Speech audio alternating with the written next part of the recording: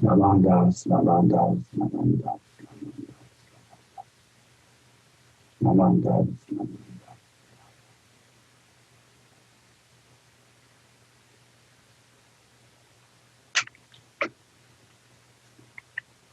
I am Hoyu ISHIDA, living in Otsu, Shiga Prefecture, which is known for Lake Biwa, the largest lake in Japan.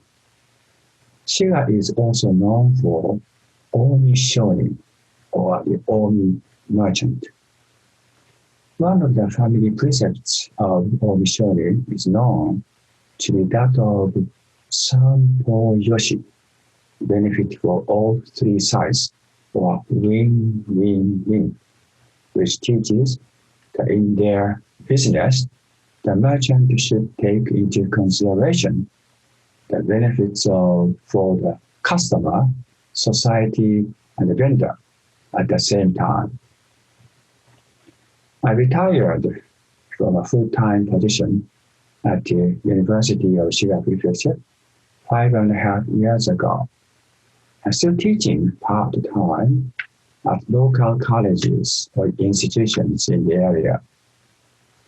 Due to the COVID-19 pandemic, I have been meeting students and friends online since April this spring. The way of our lifestyles has greatly changed accordingly. I'm hoping that we will come up with the new value system of people in the world that surrounds us through these hard times. Today, I'd like to talk on meeting and separation. If we meet, then we will part sooner or later for sure. When we separate, our next meeting is not guaranteed or assured. This may sound pessimistic, but it is very true. Before getting into meeting and separation, I'd like to introduce and share with you a short dialogue between a father and his son.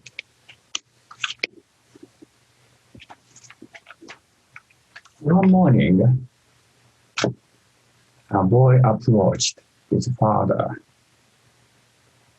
As the father was leaving home for work as usual. When the father was about to open the door to get out, his son spoke to his father. Daddy, what time are you coming home today? And when I die, what will happen to me?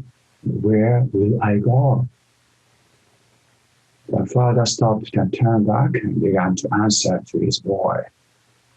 Well, you will go to heaven over the Pure Land. The son slightly nodded and asked, will you also go to heaven when you die, Daddy? The father answered, sure, I'll go to the Pure Land of heaven too when I die. The son continued, Daddy, will you wait for me in the Pure Land when you die? The father looked at his son and said, sure, I'll be waiting for you there. Upon hearing this, the boy rushed to give a hug to his father. The father then said to his son with a smile, my boy, I have to go to work now and will come home soon. The boy nodded and said, see you soon then, Daddy. The father went to work and his son went to school. The boy became content. We will later come back to this dialogue between a father and his son. Now I would like to take some time to expound time, T-I-M-E, since I believe understanding some nature of time plays an especially important role in appreciating meeting and separation. We now have a shared view.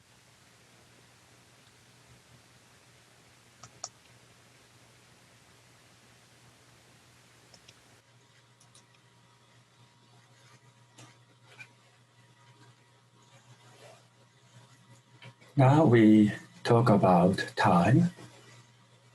Time can be categorized in two kinds. First category is time for convenience, 便宜上の時間. And second one is time as experience, 体験としての時. Now we have time and a time. And a time here, this is a countable noun. Countable noun. This time can be counted or measured. So a time here means period. So a time means a period of time. Or some people say a slice of time. We slice time into segments. Then we have a unit like a second, a minute, hour, day, week, month, year, decade, century, and kalpa. Kalpa is also here, the long time. So we put the kalpa, a period of time, long period of time. So we say 10 years is longer than 1 year. Very conventional, very true. 10, this number, is larger than 1, this number. So 10 years is longer than 1 year. So this is true. We use this in our daily life. Now move on to the second category, time as experience. Yeah. This time is uncountable noun. Uncountable. You cannot count or measure. So this time is determined by one's perception. Your perception and my perception differ. So one's perception determines the length of time.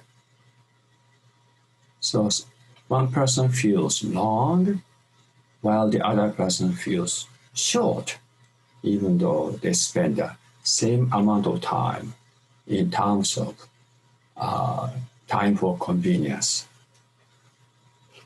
So here is an argument discussion of 10 years versus 1 year. Is really 10 years longer than 1 year?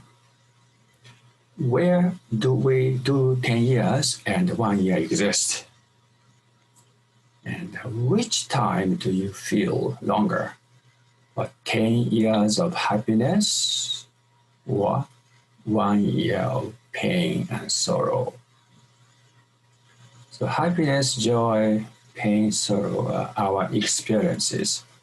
So with experience, 10 years of happiness and joy seems faster, goes fast, while the 1 year of pain and sorrow seems slow, longer. So according to the conventional time, the first category, time as a period or a slice of time, 10 years longer than 1 year. This is very conventional, true. However, we feel that one suffering year seems longer than 10 joyful years. I think we understand this. Let me give you another example. Two persons going to see the same movie. Two persons, person A and person B. Two persons. So person A likes this particular movie, which is 2 hours. 2 hours.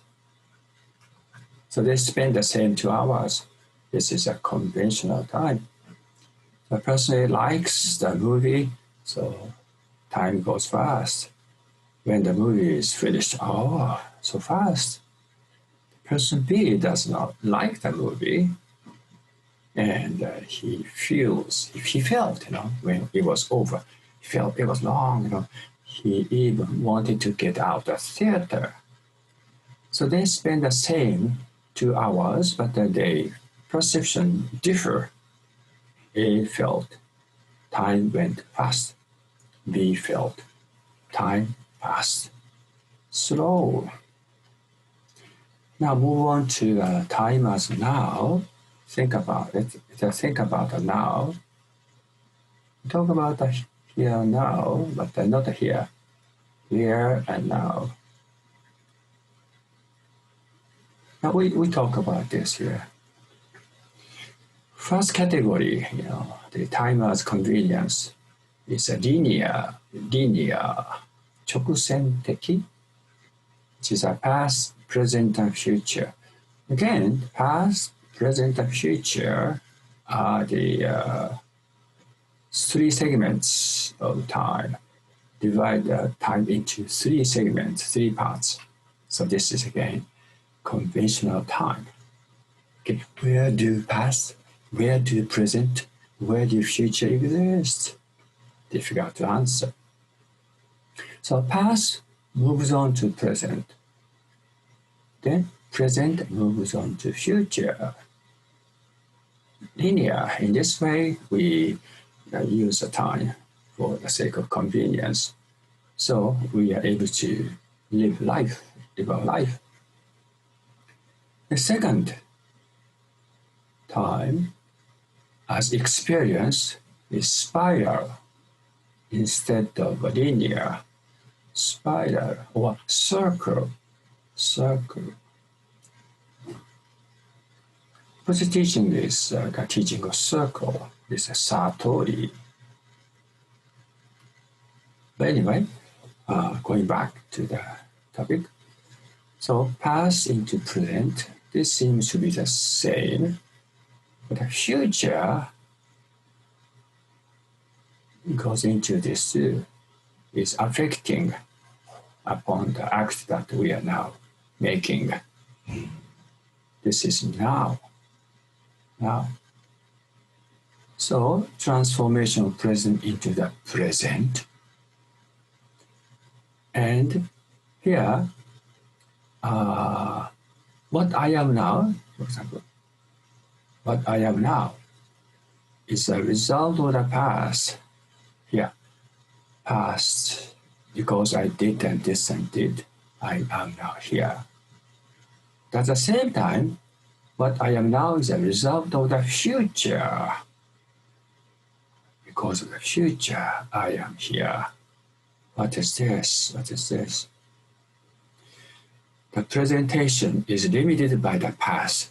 We use the word limited by the past. And also limited by the future simultaneously. Future is functioning in the here and now. Transforming itself into the present. And each present being independent in now. Well, difficult the phrase here. That's one example, from the cooking to talk about this. Cooking, as a metaphor, we say, well, in terms of the limited by the past, means from whom did you learn? What did we learn? Cooking. My father, mother, sister, brother, or cooking school teacher. teacher A or teacher B. So depending on the person, the way we cook differs. That's limited by the past. This one seems to be easier to understand.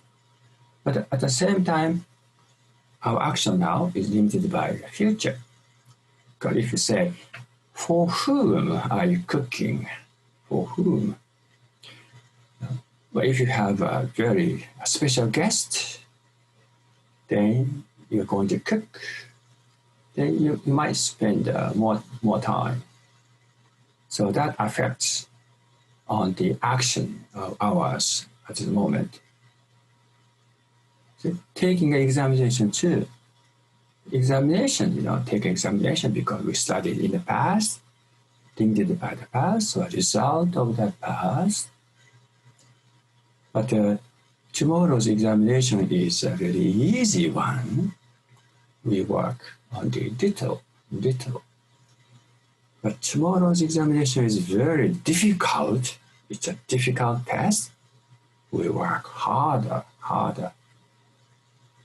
So tomorrow's examination can affect upon the way we act. So we are limited by the future as well.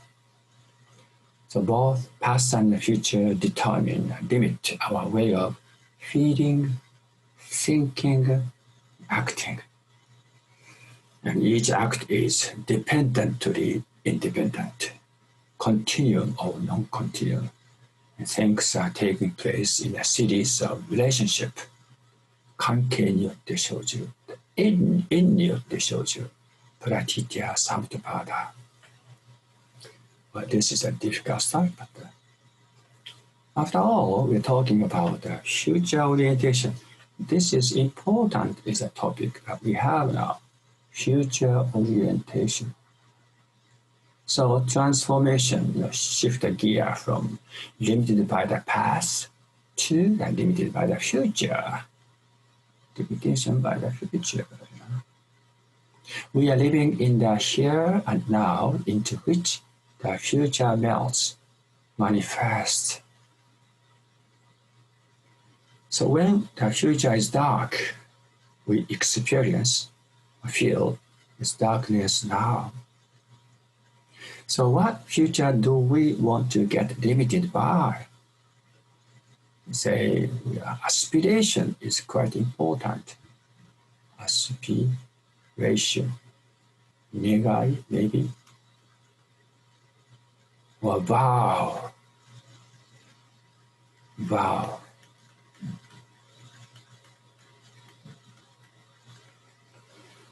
So, aspiration plays a very important role in our action in the here and now. Maybe at this time, we would like to move on to the topic that we are following. So I change the mode shift.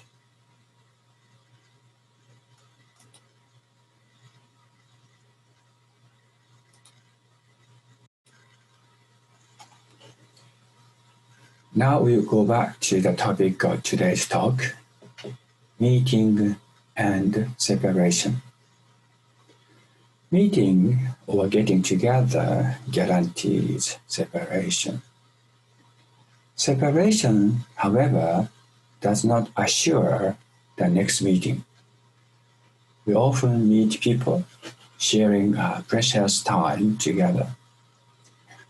When the time comes to part, we say goodbye and see you later to each other. Let us think now. How many meetings have we had? And how many separations have we had? Siddhartha was born about 2,500 years ago in India, or maybe in Nepal. When he became awakened or enlightened under the Bodhi tree, after 6 years of practice, abandoning luxury and asceticism, taking the middle path, he was called Buddha. by other 5 practitioners. The Buddha then gave in Sarnas near Benares his first sermon called Turning of the Wheel of Dharma, Dharma Chakra Paravartana, which is known as the Four Noble Truths and the Eightfold Noble Path. The first noble truth is life is dukkha. Dukkha is translated in English as suffering and grouped or classified into 8 modes. They are birth, old age, sickness, death, separation from beloved ones, meeting with disliked ones, and not obtaining what one seeks, the pain or suffering from the vigor of the 5 aggregates composing one's body and mind. In 1973, 47 years ago, long time ago, I left Japan to become a minister of the Buddhist Churches of America, BCA. My father and mother saw me off with others at Tokyo Haneda International Airport. I was later assigned at Buddhist Church of Florida in Sacramento, California, as a resident minister. I was 23 years old, being the youngest minister of the BCA. My father passed away in 1976, 3 years later, when I was still a resident minister of the Buddhist Church of Florida in Sacramento, California. When I heard that he had fallen into critical condition in Japan, I was given a short leave from the temple, came back to Japan, and stayed with him for a while. As my father recovered a little, I went back to Sacramento. Then my father passed away. When I received the news of losing my father, I felt I lost myself. I recall then the tears my father shed when we separated from each other at Haneda Airport in Tokyo in 1973. My father's tears that I saw for the first time that day might mean he somehow sensed that it could be our last meeting in this world. I later realized he was 50 years old when he left this world. Buddhist Church of Florida conducted and officiated the funeral service for my father. 2 years ago, I lost my mother here in Japan. I was fortunate to be able to spend the last moment with her. As I held her hands for several hours, her breath got faster and faster, and finally she passed away. At Otsuya, or the wake service at home, her friends came to meet her in order to pay their last respects. She was 91. A close friend of hers said to me in lament, "Your Okusan, my mother, has now gone far away." I responded, "No, I do not feel she is far away. She has come even closer to me now than before." It was a feeling that is very true and honest. I now feel close to my mother as she has returned to the Pure Land of Amida. And she is here and now with me, as is my father. People are after people, and we meet and part every day.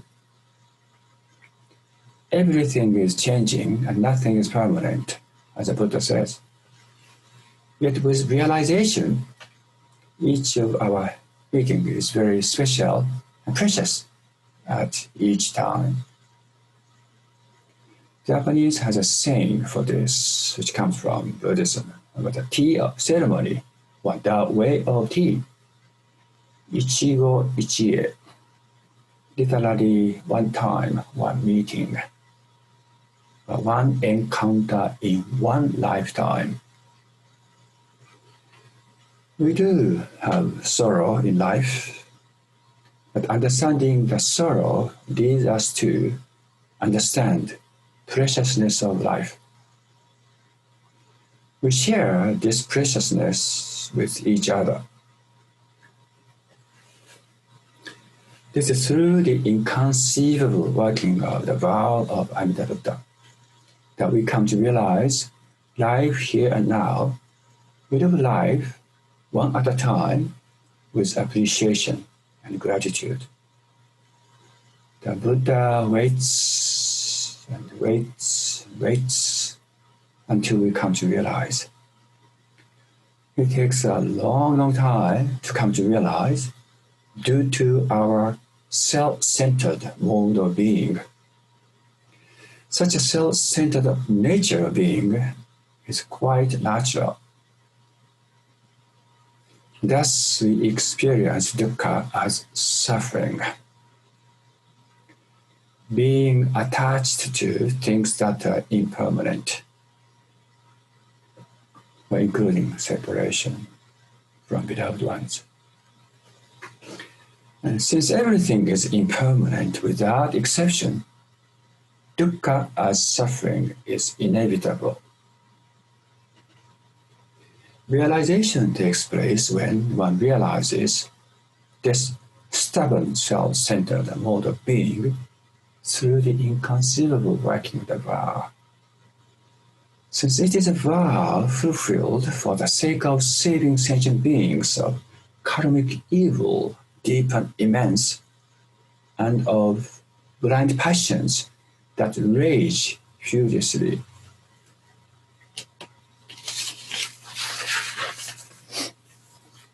Thus, the entrusting of oneself to the vow is essential.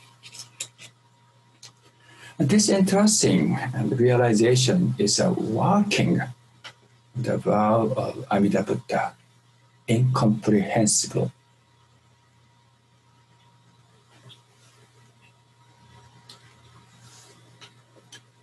By the way, how many separations have we had? Have there been? And how many separations have we had? Have there been? How much sorrow have we had? Has there been?